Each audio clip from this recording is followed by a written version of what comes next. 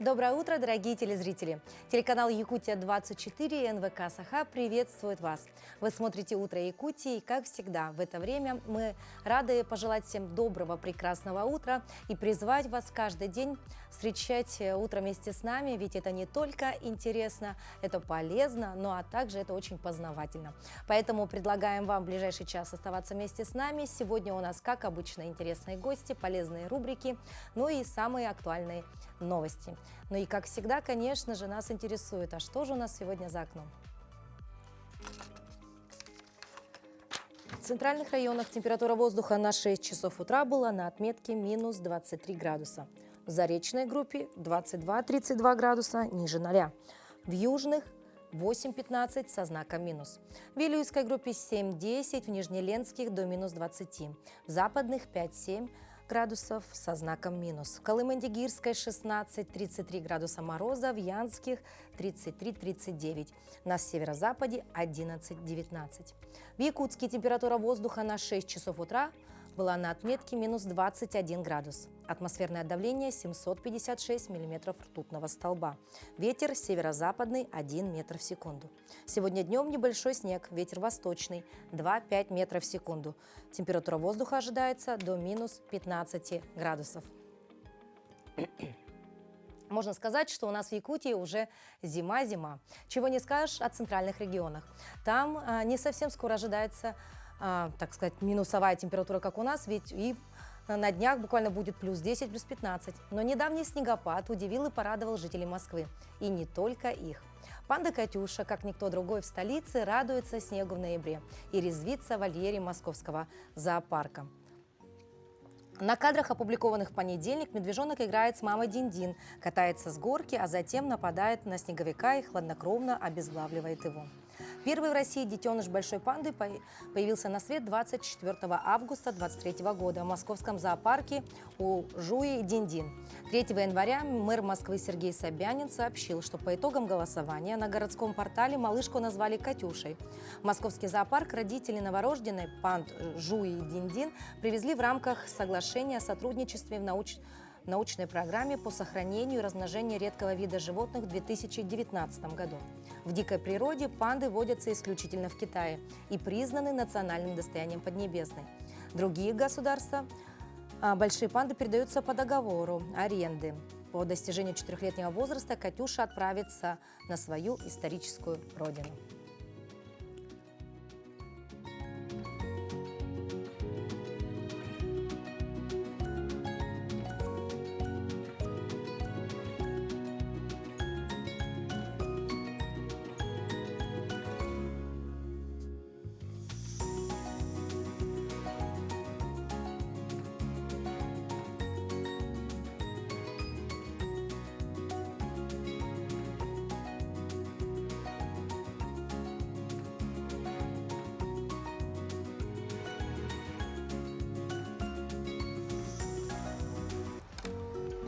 Добрая необычная история произошла и на днях у нас. У якутского блогера, по совместительству еще и фермера, родилась двойня телят.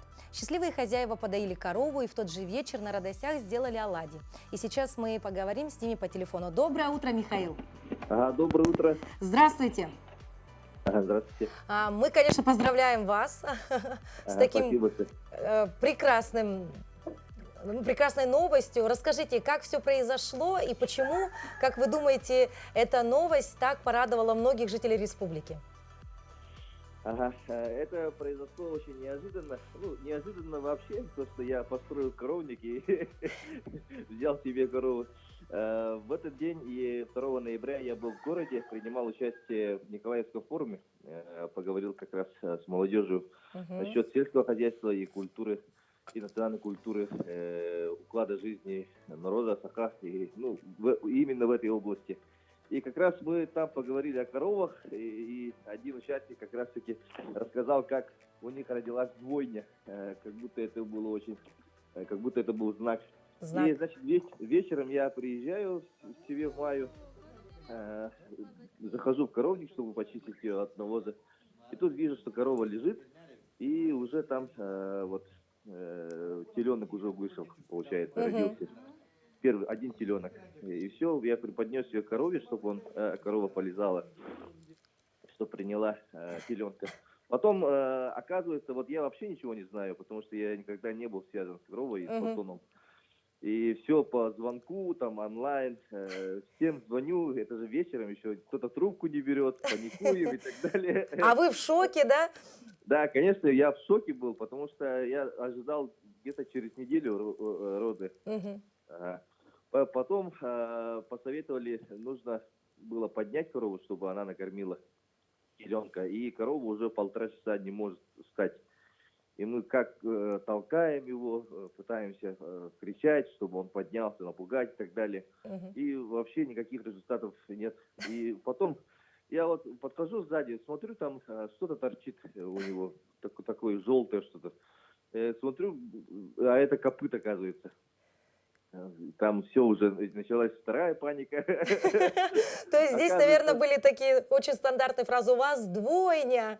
Да, да, оказывается, двойня, да, сразу позвонили по телефону, видеовызову, там, экспертам, Михаилу Миронову позвонили, и через видеовызов он объяснил то, что, скорее всего, вторая копыта застряла там внутри, поэтому не может выйти.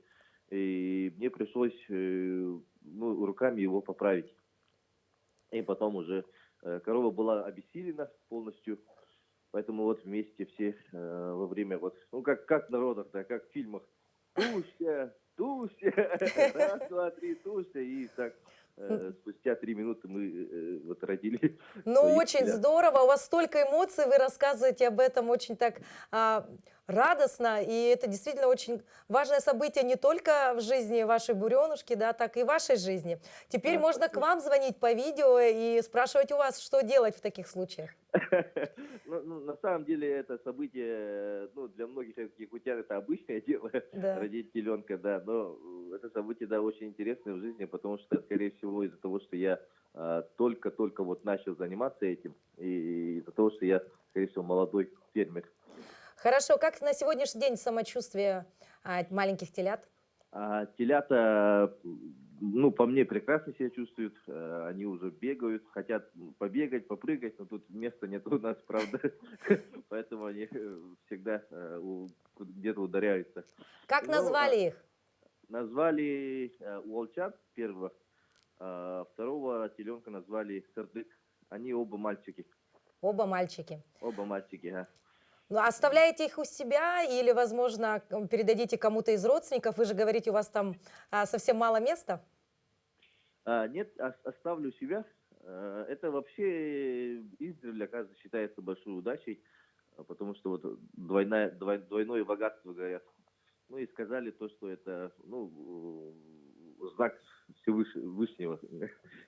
Михаил, спасибо большое. Мы Спасибо очень большое. рады за вас и желаем, конечно же, здоровья новорожденным, я бы сказала тогда. Ну и а вам, конечно же, удачи, успехов. Возможно, это и есть знак свыше, и совсем скоро вы станете очень таким богатым человеком, и у вас будет очень много уже голов, не одна, не две, а сотни голов, чего мы вам желаем. Спасибо, дай Бог. Спасибо, всего доброго. Спасибо. До свидания. Прекрасные добрые новости из мира животных не могут не радовать нас. Получили заряд позитива, теперь пора бы подумать и об энергии на весь день. Танцевальная зарядка не просто улучшает физическое и психологическое состояние. Она делает тебя счастливой и энергичней. Гормоны радости, которые вырабатываются во время занятий под активную музыку, помогают расслабиться и раскрыть чувства, а также самовыражаться и получить колоссальный заряд энергии. Сегодня мы потанцуем с вами танец ча-ча-ча. Для начала руки убрали на пояс, одну коленочку согнули, одну выпрямили и меняем ножки на месте. На каждый счет один шаг на месте. 2, 3, 4. Раз, 2, 3, 4. Ручки поставили в стороны. Шагаем на месте. Кисти поднимаем вверх. Шагаем. Раз, два, раз, два, раз, два, раз, два, раз, два, раз. Меняем направление кисти. Одну вверх, одну вниз. 2, 3, 4. Раз, два, 3, 4. Раз, два, три. Чуть быстрее.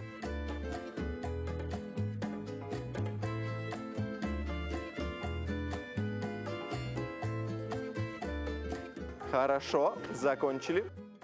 Итак, приготовили одну ногу. В сторону шагаем приставные шаги. Шаг, подставка, шаг. И 2 раза ноги меняем на месте.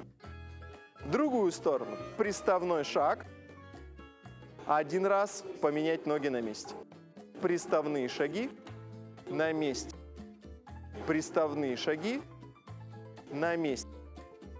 И попробуем сделать это в музыку быстро.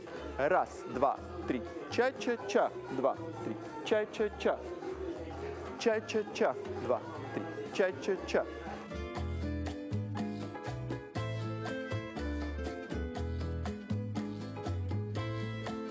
Два, три. Ча-ча-ча. Ча-ча-ча. Хорошо. Мы сегодня с вами потанцевали танец ча-ча-ча. Желаю всем сегодня прекрасного дня. До свидания. Еще один позитивный момент нашего утра сегодня – это телевикторина. К юбилею солистки оперы Саргаланы Павловой Государственный театр оперы и балета приглашает 15 ноября в 18:30 на спектакль «Дон Жуан».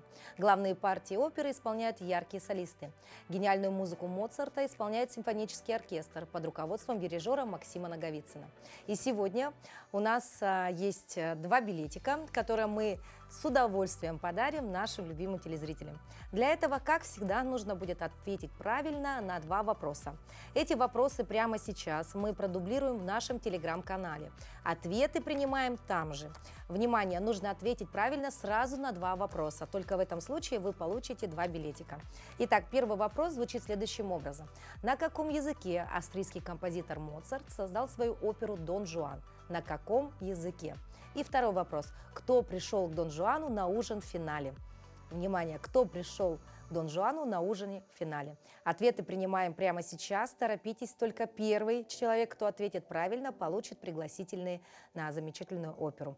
Дерзайте, все в ваших руках. В конце нашего эфира мы обязательно объявим победителя.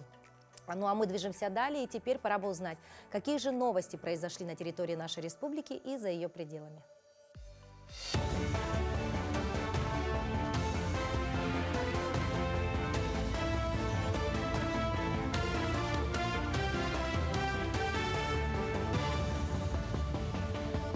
Доброе утро, коллеги. Далее блок новостей. По данным на 3 ноября в Якутии зарегистрировали более 5000 случаев острых респираторных вирусных инфекций, что ниже показателя предыдущей недели на 13,9%. Среди циркулирующих в республике вирусов по итогам 44-й недели все еще доминируют коронавирусы, вызывающие COVID-19. Продолжается иммунизация населения против гриппа. На конец 44-й недели в Якутии привито более 335 тысяч человек. В этом числе и 152 тысячи детей. Бесплатную вакцинацию можно пройти в поликлиниках по месту жительства или работы. Работают выездные прививочные бригады по месту учебы и работы. В рамках антифашистского форума состоялся круглый стол с участием заместителя командующего войсками Восточного военного округа по военно-политической работе генерал-лейтенанта Романа Грекова. Участники заседания обсудили текущую обстановку в зоне проведения специальной военной операции и дальнейшие действия оказания помощи, а также рассмотрели вопросы, которые решаются на территории Якутии. В заседании приняли участие и Ассоциации ветеранов боевых действий, Комитет семей воинов Отечества и представители Государственного фонда «Защитники Отечества». Мы должны эту работу продолжать. Мы должны ее всесторонне укреплять. Мы должны подключать к этой работе молодежь. Мы должны заниматься увековечиванием памяти погибших. Мы обо всем об этом говорили сегодня открыто, вырабатывая предложения в те решения, которые, я убежден, в республике будут приняты. Но уже то, что сделано, вызывает у меня, как у представителя группировки, как у русского офицера, генерала, огромные слова благодарности в адрес жителей республики. И открыли Центр иммунологии и аллергологии педиатрического центра РБ номер 1. Он станет важным шагом в развитии медицинской инфраструктуры региона. В отделении аллергологии и иммунологии ежегодно регистрируется более 5000 пациентов. Здесь оказывают помощь пациентам с аллергическими заболеваниями и болезнями. В отделении проводится аллергологическая, иммунологическая диагностика и клиническая интерпретация данных иммунограммы. Открытие Центра иммунологии, аллергологии и аллергодерматоза педиатрического центра обеспечит еще более качественную медицинскую помощь. Мы смогли в центре объединить именно мультидисциплинарную команду. Это не только врачи-аллергологи, это врачи-иммунологи, гастроэнтерологи, пульмонологи. И в рамках этого центра также будет проведена большая научная работа совместно с нашим университетом, с ведущей кафедрой педиатрии медицинского института. И наш центр будет развиваться и идти ногу со временем. Цены на красную икру в России активно растут в четвертом квартале, что обусловлено высоким спросом на нее в преддверии Нового года. Однако, если в прошлые годы цены после праздников шли на убыль, в этот раз такая ситуация вряд ли возможна, говорят эксперты. Они отмечают, что потребление красной икры отражает характерный сезонный спрос, приходящийся на четвертый квартал и в особенности на декабрь. Помимо сезонных, есть и другие причины подорожания красной икры, отмечают эксперты. В первую очередь это снижение вылова лососевых на Дальнем Востоке до многолетних минимумов. В этом году 75-летний юбилей отмечает Якутский научный центр Сибирского отделения Российской академии наук. 2024 год является особенным для научной общественности России в целом, а также Якутии, так как он связан с юбилейными датами – 300-летием Российской академии наук и 75-летием Якутского научного центра СОРАН. И сегодня у нас в гостях доктор биологических наук, профессор, специалист в области биохимии, биотехнологий Борис Киршенгольц. Борис Моисеевич, доброе утро. Доброе утро, Элита. Давайте для начала поговорим вообще кратко. Конечно, история, она велика, да, но кратко об истории создания якутского филиала Академии наук и Института биологии у нас в республике. Ну, уже сразу после войны, в 1946 году, Совет министров ЯССР обратился с ходатайством, во-первых, в правительство Союза СССР и далее в Академию наук СССР с предложением об открытии в Якутске базы Академии наук СССР.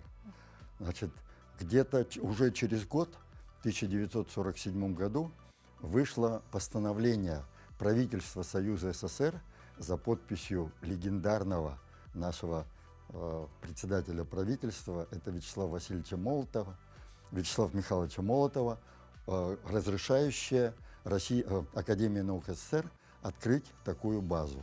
Буквально через месяц вышло постановление Президиума Академии наук СССР за подписью не менее легендарного президента Сергея Ивановича Вавилова об открытии такой базы.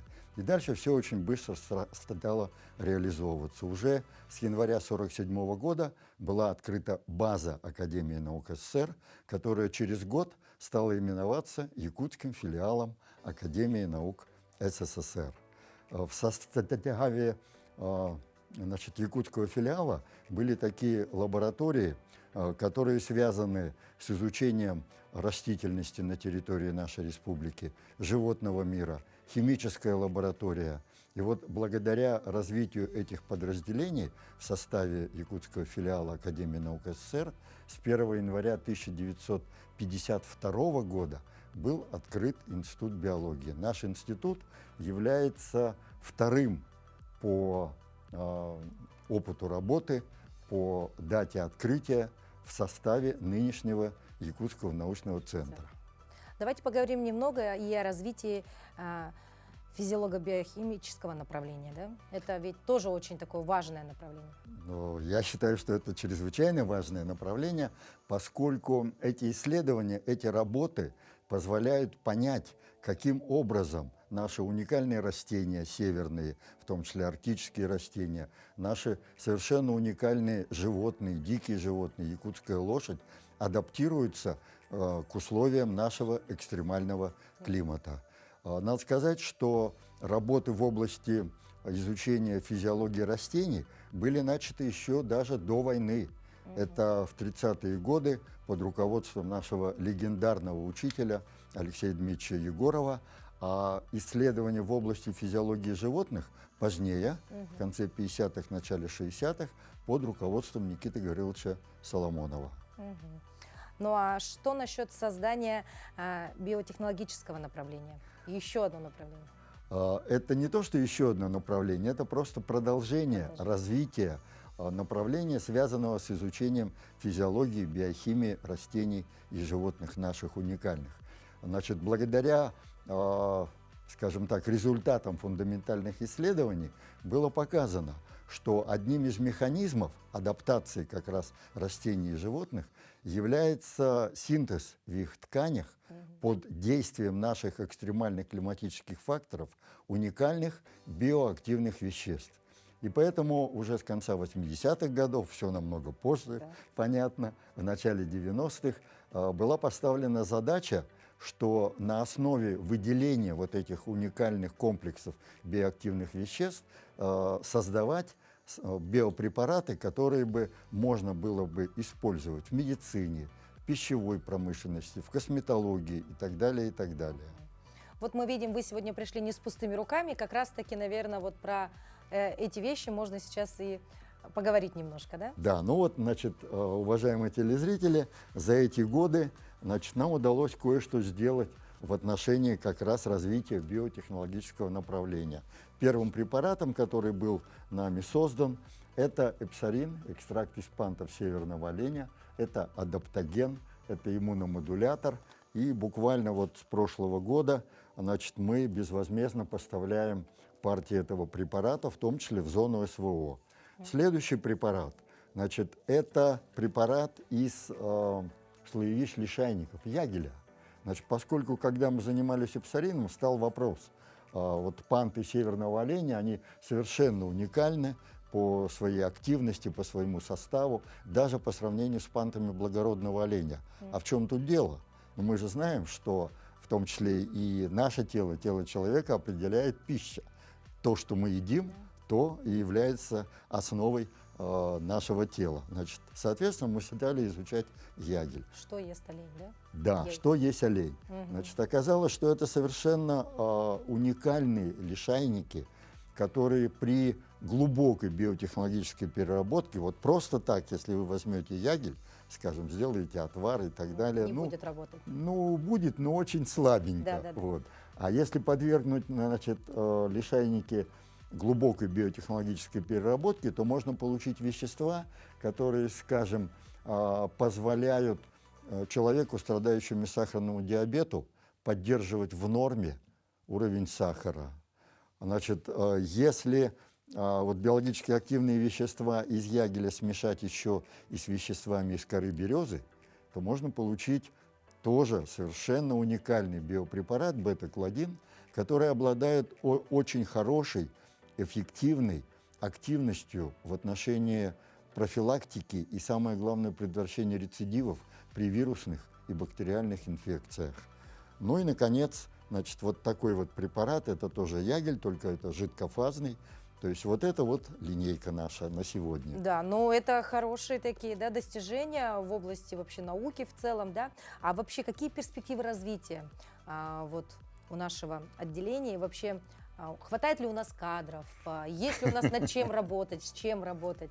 Есть у нас над чем работать, и пока, во всяком случае, кадров хватает, потому что студенты нашего университета, в том числе, заинтересованы вот этими исследованиями в области физиологии, биохимии растений и животных, биотехнологии, с удовольствием приходят в наши лаборатории, в наш биоцех, участвуют в этих работах. Я еще хотел бы добавить, что все биопрепараты, которые мы производим, они, естественно, проходят очень такие глубокие клинические испытания, и все они имеют разрешительную документацию федеральную, разрешающую производить и применять их в соответствующих областях. Значит, а перспективы следующие. Значит, в конце уже этого года должна появиться у нас в республике и в Москве новая косметологическая продукция с нашими новыми биодобавками, именно Так. уникальными северными. Девушки, ждем. Ждем с нетерпением. Далее, значит, из костной соединительной ткани якутской лошади нами уже разработан биопрепарат, который прошел, вот закончились клинические испытания, мы сейчас занимаемся его сертификацией. Это препарат, который позволяет проводить профилактику и лечение таких достаточно тяжелых заболеваний, как остеопения, остеопорозы. Он оказался очень эффективным и ускоряет, скажем так, срастание костной ткани после переломов, Вот так. что, к сожалению, тоже актуально. Да. Ну и целый ряд других интересных таких перспективных направлений, перспективных биопрепаратов. Мы активно сотрудничаем с различными российскими структурами, в том числе с Российским университетом спорта, это город Москва. На выходе уже биопрепарат, который недопинговый биопрепарат, который очень хорошо себя показал в спортивной медицине. Мгм. Вот так. То есть над чем работать. Борис Моисеевич, к сожалению, время нашего эфира ограничено, но телеканал Якутия-24 НВК Саха поздравляет лично вас, ваших коллег и студентов с такой замечательной юбилейной датой. И у вас есть возможность поздравить также своих коллег. Спасибо, Алита. Я бы тоже хотел присоединиться к этим поздравлениям и поздравить всех членов нашего научного сообщества, которые работают в Якутии, с нашим юбилеем, 75-летием организации якутского филиала Академии наук СССР, который старше даже, чем сибирское отделение, в которое мы потом вошли. И второе, поздравить уважаемых коллег по всей нашей стране с 300-летием образования Петром I Российской Академии наук. Спасибо большое. Мы желаем вам всего самого наилучшего и прекрасного, хорошего рабочего дня. Спасибо большое, Алита. В последние 20 лет мы обращаемся к электронным ресурсам, когда учимся, работаем и находим время почитать художественную литературу. Тем не менее, все чаще люди, уставшие от общения и рабочих будней онлайн, предпочитают аналоговый вариант чтения. Бумажная книга – это источник чувственного удовольствия. Это запах типографской краски, шершавость бумаги, возможность сделать заметки карандашом на полях. Есть уникальный специалист, задача которого – продлить жизнь книги, сохранив ее образ, энергетику, информацию не только текстовую, но и чувственную. Работа с книгой всегда очень деликатна. Продлить книге жизнь в будущем, сохранить в ней прошлое есть не что иное, как искусство. Я работаю 2005 года, попала случайно на эту работу. Моей профессии нравится то, что у некоторых это хобби, а у меня работа. Результаты видны сразу, что сделано твоими руками, то видно. Ну, бывает, не получается иногда. Переделываешь по нескольку раз. Тут нужно терпение, усидчивость. Ну, упертым надо быть, наверное, в какой-то мере. Аккуратным, тоже обязательно. В основном работаю с фондом библиотеки, но приносят в частном порядке. В данный момент вот эта книжка тоже «Служебник», тоже из частной коллекции.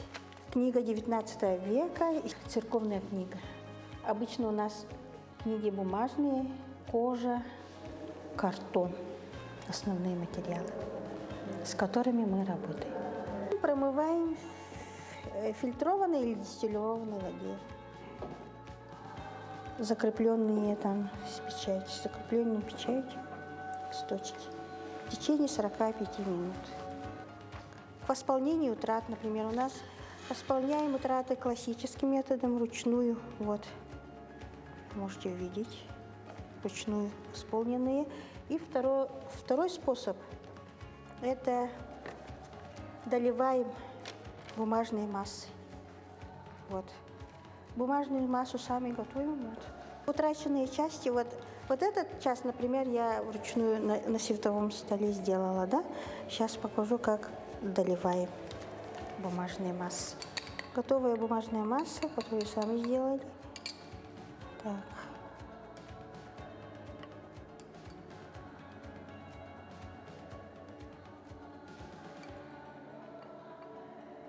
Можно пипеткой, можно... Я привыкла ложечкой, мне нравится больше.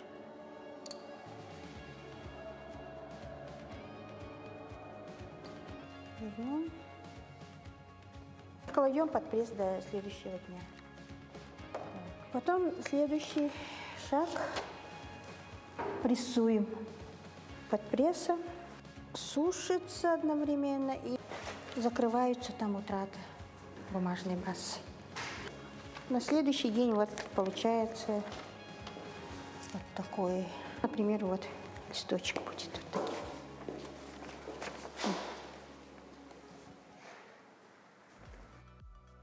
Сегодня 7 ноября, и всем хозяйкам хотелось бы посоветовать порадовать в этот вечер себя и своих близких вкусным холодцом. Ведь сегодня отмечается День холодца. Первые упоминания о таком замечательном продукте появились еще в XVI веке. Сытное калорийное кушанье готовили чаще всего охотники из северных стран. Это блюдо не только простое и вкусное, но и полезное. В холодце содержатся две важные для организма человека аминокислоты – это глицин и лизин. Они нормализуют работу головного мозга и оказывают противовирусное воздействие. Чем же еще запомнился этот день, узнаем далее.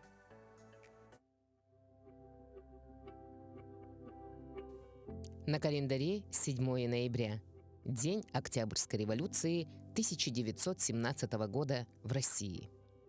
По народному календарю – дедовские плачи. В этот осенний день вся природа плачет дождем или снегом, и люди стали плакать вместе с ней. Устраивать ритуальные плачи, получившие название дедовских, вспоминать умерших родственников и друзей. Полагалось обязательно сходить на кладбище, привести в порядок могилы, зажечь церковную свечу. Этот день в истории. 680 год. В Константинополе открылся Шестой Вселенский собор. 1902. День рождения Вытрезвителя. 1917. В России произошла Октябрьская революция. 1918. Выпущены первые марки Советской России. 1941 год. Состоялся парад советских войск на Красной площади в Москве. В этот день родились Арсений Введенский, русский литературный критик, библиограф и историк литературы. Мария Складовская-Кюри, польский и французский физик и химик, дважды Нобелевский лауреат. Лев Троцкий, русский революционер еврейского происхождения, деятель коммунистического движения. Нестор Махно, украинский военный и политический деятель, известен как «Батька Махно». Дмитрий Фурманов, советский писатель, прозаик, автор романа Чапаев. Рина Зеленая, советская актриса театра и кино, народная артистка РСФСР. Георгий Миллер, советский актер театра и кино, народный артист РСФСР. Михаил Янгель, советский ученый, конструктор в области ракетно-космической техники. Альберт Камю, французский писатель и журналист, Нобелевский лауреат. Именины сегодня отмечают Афанасий, Валерий, Матрона. Подъем заболеваемости ОРВИ и гриппом ожидается уже совсем скоро. Специалисты уверены, что массово граждане начнут болеть с середины ноября. Домашняя простокваша, йогурт, кефир обязательно должны присутствовать в рационе при профилактике ОРВИ. Эти продукты положительно влияют на состояние микрофлоры кишечника, стража иммунитета. Врач-кардиолог Наталья Махарова сегодня покажет, как сделать сорот в домашних условиях. Доброе утро, дорогие друзья! Сегодня я буду готовить домашний сорот или домашний кефир. Для этого я использую Эвиталия. Это закваска, которая продается в аптеках. Здесь живые лакто- и бифидобактерии, тоже для улучшения микробиоты человека. Очень полезные для вырабатывания витамина группы В и аминокислот.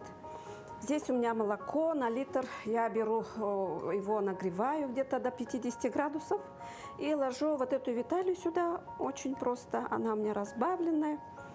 Так. И хорошо мы размешиваем. Мне очень нравится, вот как у меня мама делала и бабушка делала.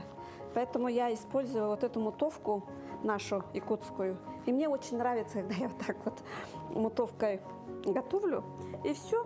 Здесь очень просто. Здесь основной принцип, что вечером, да, на батарею ложу или где теплое место, утром уже готово. Молоко невосстановленное должно быть, которое продается в магазинах.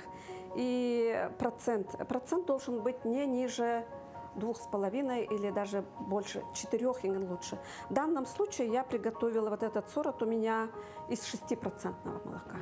Вот. И я стараюсь это давать очень красиво, подаю очень красиво, потому что иногда это надоедает. Допустим, вот сюда я положу детям, которые особенно не хотят. Во-первых, это очень густой, очень полезный вечером. И украшаю для детей вот так вот яблочко могу положить с сахаром, да. И миксую различные наши дикоросы, ягоды наши и подаю. У нас получился очень полезный продукт для нашей микробиоты, для нашего кишечника. И ваш кишечник, конечно, скажет спасибо. Будьте здоровы и красивы. Конечно, все мы мечтаем быть здоровыми и красивыми.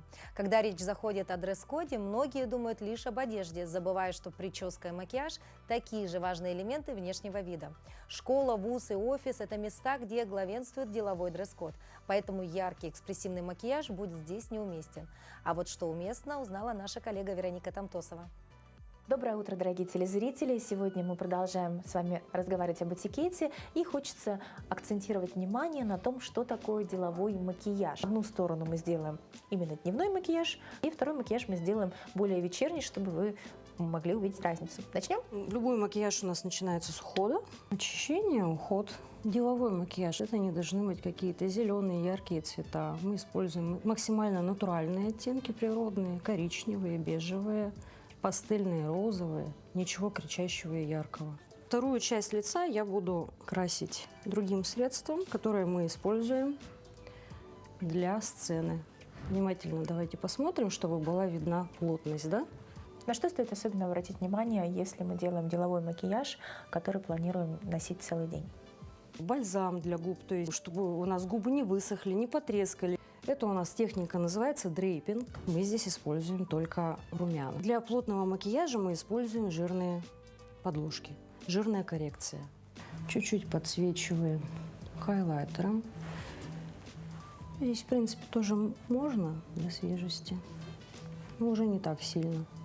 На дневной макияж, в принципе, подложки использовать не обязательно, но я чуть-чуть использую, не сильно яркие цвета, и такой более полупрозрачно делаю, потому что это увеличивает устойчивость макияжа, нежели если мы просто сразу нанесем тени.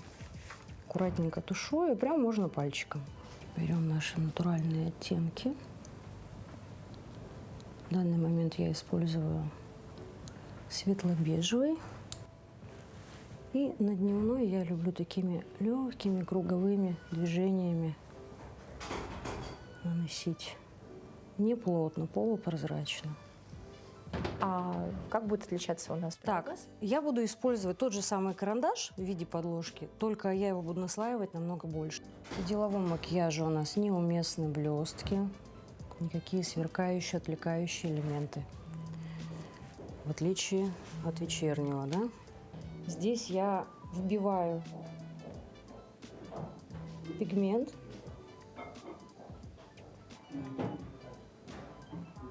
Прям рисую. В общем-то, мы завершили наш макияж. И на контрасте здесь очень хорошо видно, что эту половину мы носим куда-нибудь на вечер. Ну а левую сторону это вот как раз наш деловой утренний, дневной макияж, который мы носим на учебу, на работу.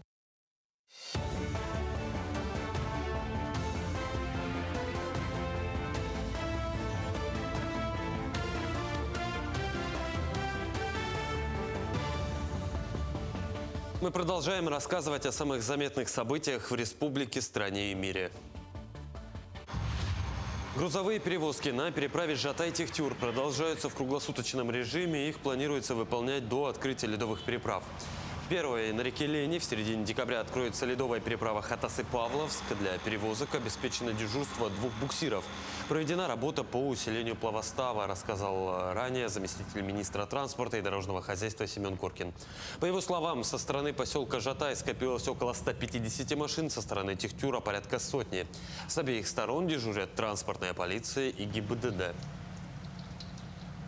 Грузовым перевозкам на сегодняшний день у нас заняты 2 буксира, 1 ледокол задействован и паромная баржа «Жатай-1».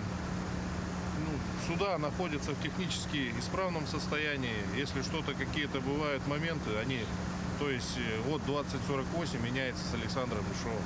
Работа не прекращается, работаем в штатном режиме, круглосуточном, так сказать. Круглые сутки занимаемся перевозкой. Готовность техники, причальных сооружений, подъездных дорог. Причальное сооружение мы всегда держим на контроле, то есть у нас задействовано также бульдозер, экскаватор, самосвалы, где-то какая-то мы сразу подсыпаем, чтобы для удобства захода машин. Также постоянно в круглосуточном режиме работает у нас автопогрузчик. То есть на этом причале сделал, машины заехали, тоже загрузился, ушел на другой берег, на другой причал и там также поддерживает дорожное полотно, чтобы без всяких изъянов машины спокойно заходили. По экипажам судов, по усилению плавсостава будет? По судам у нас на каждом судне работает сейчас в данный момент, экипажи как есть комсостава, но дополнительно на каждое судно мы подсаживаем на период ледовой переправы. В этой обстановке дополнительно еще работают капитан-дублеры, также капитаны-наставники. Между тем, дорожники Якутии уже приступили к обустройству ледовой переправы через реку Лену на маршруту Хатасы-Павловск. Об этом сообщили в Упродоре. Со стороны Якутска идет устройство подходов к переправе протяженностью в 4,5 километра. Там накануне установили дорожные знаки на подходах, а также начали трассировку автозимника. 7 ноября бригада из 20 человек приступит к расчистке льда от торосов. На правом же берегу завершили устройство подходов к ледовому автозимнику и площадки под весовой контроль. Для пробивки автозимника на остров передислоцировано 6 единиц техники. Работы продолжаются. Перед сельским хозяйством республики стоит цель довести маточное поголовье якутского скота до 1000. Несколько лет назад якутский скот был на грани исчезновения, при том, что он наиболее приспособлен к суровым климатическим условиям региона. Сегодня по итогам планомерной работы в Якутии численность его составляет более 2500 голов, 46% из которых содержится в генофондном предприятии «Якутский скот». Специалисты отмечают, что жирность молока якутской коровы составляет более 5-6%, а у мяса много питательных минеральных веществ, в том числе необходимые для организма человека элементы омега-3 и омега-6. Мы сейчас намечаем уже новые рубежи. Для этого необходимо решить вопросы, земельные вопросы, то есть сенокосные угодья, пастбища, летники новые механизированные коровники, да и техника, работники, специалисты, связь в первую очередь. Тогда мы численность планируем довести до 5000 по всей республике, имеется в виду. Это наши предприятия, наши базовые хозяйства, которые находятся на территории. Актуальности в печати купюры номиналом в 10 тысяч рублей нет, несмотря на то, что на нее может быть спрос. В нынешних условиях 5000-я купюра вполне удовлетворяет население, сообщил глава Комитета Госдумы по финансовому рынку Анатолий Аксаков. Он отметил, что Россия занимает одно из ведущих мест по использованию электронных средств платежа. Почти 90% люди осуществляют с помощью платежных карт, наличными многие даже не пользуются. Вместе с тем Аксаков отметил, что количество обновленных 5000-ных купюр до конца этого года будет постепенно увеличиваться. К этому часу это вся информация. Спасибо, что были с нами, и хорошего дня. Сегодня четверг, долгожданный день для киноманов. Посмотрев премьеру в четверг, наверняка они захотят поделиться своими впечатлениями с коллегами и друзьями. И тем самым подтолкнут их к походу в кино. А вот что можно посмотреть в кинотеатрах столицы в эти выходные, узнаем далее.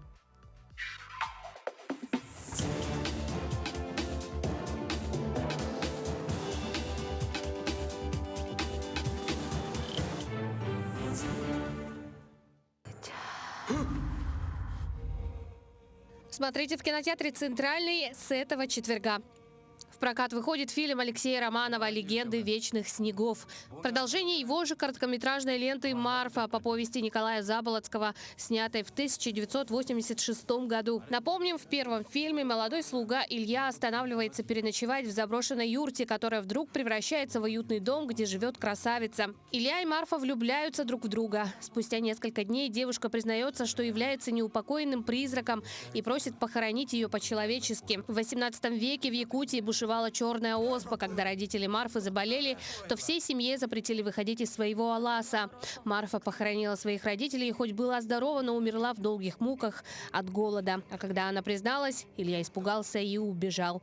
Второй фильм, по словам режиссера, снят с другим подходом. В него вложены другие смыслы. На протяжении 30 лет главного героя мучила совесть, что он не похоронил возлюбленную. Он даже сменил имя, чтобы никогда больше не встречать Марфу. Теперь уже сюжет разворачивается вокруг эвенской девушки, которая должна выйти замуж за богатого и старого купца. Илья вместе с молодыми слугами отправился доставить девушку к жениху, и по пути им приходится остановиться в доме Марфы.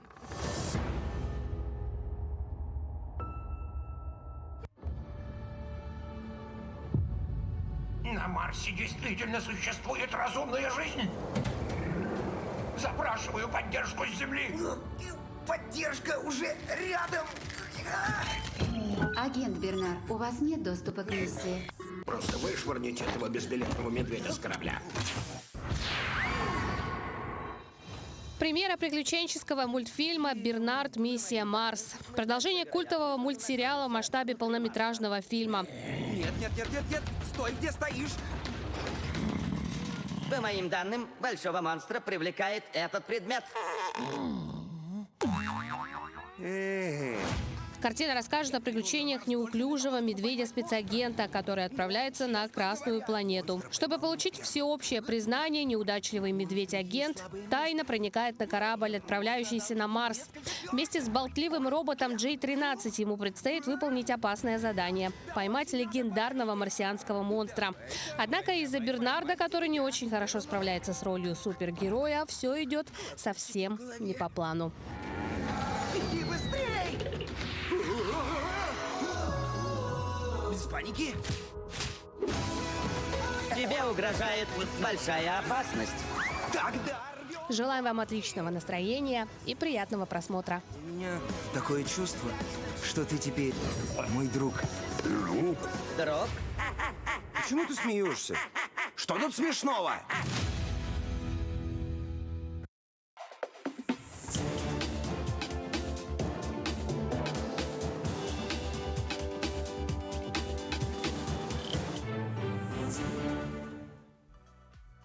На нашем телеканале проходит проект «Турслет», в котором семьи сражаются за звание самой спортивной и эрудированной семьи по всей республике. Победитель суперфинала получит специальный приз. Напомним, телепроект «Турслет» реализуется в рамках Года семьи в России, объявленного президентом Российской Федерации Владимиром Путиным, и федерального проекта «Всей семьей». И сегодня у нас в гостях участник телепроекта «Турслета» Мария Таврат. Мария, доброе утро. Доброе утро. Ну, такой, наверное, очень примитивный стандартный вопрос для начала. Вообще, как решили поучаствовать в телепроекте? Ой, как мы решили поучаствовать? Я увидела рассылку в WhatsApp, что будет такой телепроект. Ну, сначала такая подумала, ну, наверное, будет очень много желающих, там, наверное, моя заявка где-нибудь затеряется. Ходила с этой мыслью, ходила. Потом один человек меня все-таки подтолкнул к этому. Мы записали визитку с семьей и отправили. Даже не думали, что ее рассмотрят. Ее рассмотрели, и мы действительно стали представлять город Якутск. Но необходимо отметить, что был достаточно серьезный отборочный тур. Вот расскажите, пожалуйста, что вам запомнилось из отборочного тура? Из отборочного тура мне запомнилось больше всего сдача ГТО. Вот. Я не думала, что настолько я выносливая. Нет, у меня были, конечно, подозрения, но чтобы настолько, что ГТО практически на золото. Кстати, мы же его, там некоторые туры, да, мы не прошли по той причине, что, по-моему, был не сезон для них, и нам сказали, что в случае чего вы можете потом досдать и получить уже свою заветную, Золотой значок. да, золотой значок. Вот, я этой мысли пока еще живу, я не знаю, поздно или нет, но очень хочу сходить и досдать. Ну а вообще у вас очень спортивная семья, вы со спортом дружите, да, прям?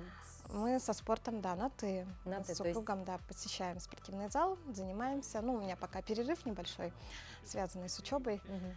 Времени просто ни на что не хватает. Но раз уже есть золотые показатели, значит, этот перерыв не особо повлиял на ваши спортивные результаты. Да? Вот мы сейчас видим кадры, как вы сдавали ГТО. Расскажите, а вот, допустим, то есть инициатор участия в проекте – это вы. Пришли к мужу и к сыну. Ну, наверное, мужу-то ладно, проще уговорить, чем сына, да? Мужа Или просто наоборот? перед фактом поставила, а вот сына, да, пришлось немножечко поуговаривать. А вы знаете, у детей, которые проходили, да, участие в турслете, сейчас самый непростой период жизни – это подростковый, переходный. И там договориться было очень сложно. Он, наверное, говорит, да, мам, зачем мне это, да, отстань от меня, у меня тут друзья, у меня отдых, общение со сверстниками, зачем мне твой телепроект, да? Но я мотивировала тем, что в силу того, что у нас недостаточно времени для того, чтобы провести время с семьей, хотя бы вот это участие, оно немножечко бы повлияло на наше сплочение. И действительно, у нас психологический климат в отношениях с сыном особенно, он стал более благоприятный. Вот так. То есть это особые плюсы, да, участия в проекте. Но вообще, если вспомнить испытания, что было сложнее всего, а что показалось вам, в принципе, достаточно легким? Самое сложное для меня это была эстафета на свежем воздухе, где мы бегали по снегу. Бежали мы именно в той местности, где проходят, как же называются-то, канавы вырытые, противопожарные. Вот. А так как снег-то лежит ровно, никто ничего не видит, ничего не знает. И мы такие, я думаю, что там делать, побегу и все, побежала. И для супруга это было очень сложно, так как буквально накануне он играл в футбол и получил растяжение мышц. У него был страшный синяк на ноге, и ему пришлось именно на этом этапе очень постараться для того, чтобы у нас вышел какой-то результат. Хорошие были, да? Хорошо, но вы видели и другие семьи, да? Считаете вы себя явным лидером, либо вы видели кого-то, кто есть такой же спортивный и усердный, как вы? Я не скажу, что мы прямо друг друга рассматривали как соперников. Это, во-первых, была такая возможность познакомиться с семьями из других районов города. Ой, города, говорю, республики. Да, это было просто замечательно увидеть, что есть такие достойные соперники, которые для нас на тот период стали очень близкими знакомыми. Это Андреевы, Ксенофонтовы, Филипповы. Я их всех запомнила. Они, я так скажу, практически мы были все равнозначные. Да. То есть явного такого лидера не было? В каждом из этапов был свой лидер, вот так скажу. Отлично. Но телепроект идет сейчас на нашем телеканале. Как следите за выпусками? Может быть, какая-то есть уже традиция, я не знаю, приготовить ужин, пригласить всех в гости или сразу же переписываться? Создали группу, может, по каким-нибудь фан-поддержке вашей? Честно? Я не смотрю эти выпуски. Да. Я их посмотрю после того, как они выйдут полностью. Мне нужно будет порефлексировать. Я думаю, это много кому знакомо, что сразу ты на свое видео смотреть не будешь. Это как переслушивать голосовые записи свои. Да. Ну, то есть только такой немножко момент какой-то скованности, стеснения, да, как я выгляжу, а какой был ракурс лучше и так далее. Да, это с точки зрения девочки, так сказать. Ну да, возможно, так. Ну, потом пересмотрите, но и в целом сейчас вообще как родственники реагируют, близкие, друзья, что говорят? Они-то следят за выпусками? Честно, опять-таки, да, мне никто еще пока не писал, не говорил о том, что он смотрит. Но и мы тоже сильно не распространялись. Мы об этом сообщали только тогда, когда стали непосредственными участниками. Вот. Очень много было слов поддержки именно в тот период, когда велись съемки. Нас поддерживали, болели за нас уже тогда. Вот. Но результат пока неизвестен. Пока неизвестен. Да. Нам работникам телеканала он тоже неизвестен, хочу вам сразу сказать. Но и телезрители, конечно, с нетерпением ждут финала. Да? Ну а в целом вообще, многие, наверное, телезрители вот так же сидят сейчас, да, смотрят и думают, а вообще зачем? Зачем подобные эксперименты, зачем подобные, значит, какие-то встряски в жизни? Чего в жизни не хватает? И так забота, хлопоты, учеба, дом, работа, муж, жена. Зачем все это? Вот, в том-то и дело, что работа, дом, учеба, муж, дети. И в жизни необходимо делать такие встряски, как вы сказали, потому что жить по-другому неинтересно. Ну иначе, что будет потом вспомнить? Это все равно фотографии для соцсетей, например. И вообще как бы в историю своей семьи это записать. У многих нет хобби, да, и вот такие подобные мероприятия, они могут немножечко как-то сподвигнуть к тому, чтобы стать более активным. Мария, спасибо большое вам за такие добрые слова, очень такую позитивную позицию. И мы, конечно, желаем вам победы. Но, если честно, победа – это, как обычно говорят, не самое главное, главное участие. Тем более, если вот вы так много эмоций получили от этого телепроекта. Мы следим за вашими выступлениями, за выпусками телепроекта «Турслет». Ну а вам, дорогие телезрители, напоминаем о том, что телепроект «Турслет» уже идет на нашем телеканале. Следите за выпусками, просматривайте в социальных сетях. И, конечно же, переживайте и голосуйте за любимую, самую спортивную и эрудированную семью. Ну а мы завершаем наш эфир. И вначале мы провели небольшую телевикторину. Вопрос был такой. На каком языке австрийский композитор Моцарт создал свою оперу «Дон Жуан»? И правильный ответ – на итальянском. Второй вопрос был, кто же пришел к Дон Жуану на ужин в финале? И правильный ответ – статуя Командора. Итак, смотрите, 2 билетика в руках получает у нас телезритель, который ответил правильно. Его номер телефона заканчивается на цифры 6038. От всей души поздравляем вас. Получаете замечательные билетики на спектакль «Дон Жуан». Я думаю, вам очень понравится. Ну и на этом мы завершаем наш эфир. Увидимся уже завтра в 7:00 на телеканале Якутия-24. Прекрасного, доброго утра всем!